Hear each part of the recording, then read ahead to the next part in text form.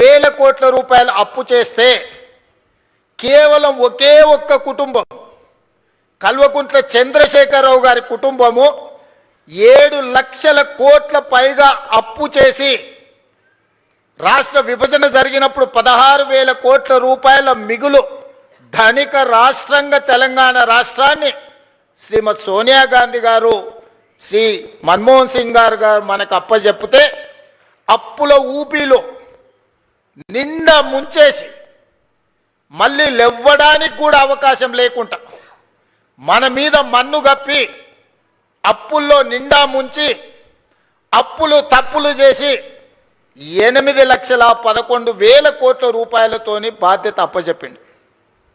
ఎన్నికల సందర్భంగా 6 లక్షల కోట్ల రూపాయల అప్పు ఉందని మేమంటే కాంగ్రెస్ అబద్ధాలు చెప్తుంది, 4 లక్షల కోట్ల అప్పు కూడా లేదని బుకాయించే ప్రయత్నం చేసిండు.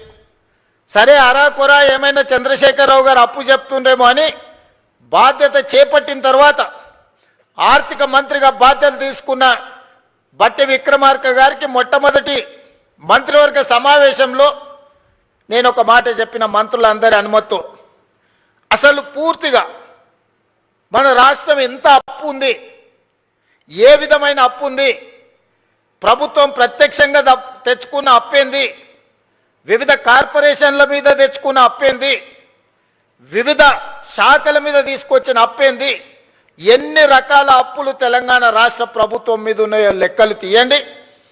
ఆర్థిక శాఖలో పనిచేస్తున్న అధికారులను పిలిచి కూర్చోబెట్టండి. ఒక శ్వేత పత్రాన్ని శాసనసభలో ప్రవేశపెట్టి తెలంగాణ ప్రజలకు పూర్తి వివరాలు అందిద్దామని మేము ప్రయత్నం చేసినాం. ఇక తవ్వుతున్న కొద్దీ గుట్టల కొద్దీ అప్పులు బయటపడ్డాయి.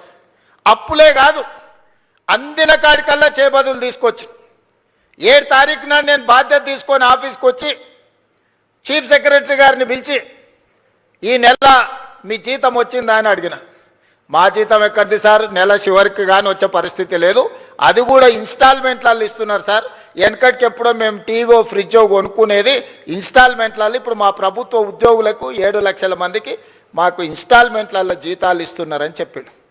అదేందా ధనిక రాష్ట్రం, ప్రభుత్వ ఉద్యోగులకు కూడా జీత భత్యాలు ఇవ్వలేని పరిస్థితి అంటే ఇది ఇయ్యాలిగా సార్, ఆయల్లటి నుంచి గిట్లనే ఉంది, మేము ప్రభుత్వ ఉద్యోగస్తులకు జీతాలు ఇవ్వలేని పరిస్థితుల్లో తెలంగాణ రాష్ట్రం ఉందని చీఫ్ సెక్రటరీ గారు చెప్పారు. ఇది వాస్తవం. అందుకే ఆ రోజు స్పష్టంగా చీఫ్ సెక్రటరీ గారికి చెప్పిన, ప్రభుత్వం అంటే యజమాని, యజమాని తన దగ్గర పనిచేసే వాడికి 1వ తారీఖు నాడు జీతం ఇవ్వకపోతే ఆ యజమాని మీద పనివాడికి అసలు భరోసానే ఉండదు. భరోసా ఉండడమే లేకపోవడమే కాకుండా పని చెప్పాలంటే కూడా యజమానికి ధైర్యం ఉండదు. సమయానికి రమ్మని అడగాలంటే, లేకపోతే ఆఖరి వరకు ఉండాలంటే హాయిగా నువ్వు లెస్స జీతం ఇచ్చినావు తీయవా, ఇక పొద్దునే రమ్మని అంటున్నావు, నేనేనో అప్పు చేసుకోవాలి, పాల బిల్లు కట్టాలి, పిల్లల బడి ఫీజులు కట్టాలి, ఇట్లా బియ్యం కొనుక్కోవాలి, ఇక నువ్వు ఎప్పుడో ఒకసారి ఇచ్చే జీతానికి ఇంకా పొద్దునే రమ్మనేది మళ్ళీ ఇదో పెద్ద పంచాయతీ అనేది అనే పరిస్థితి ఉంటుంది.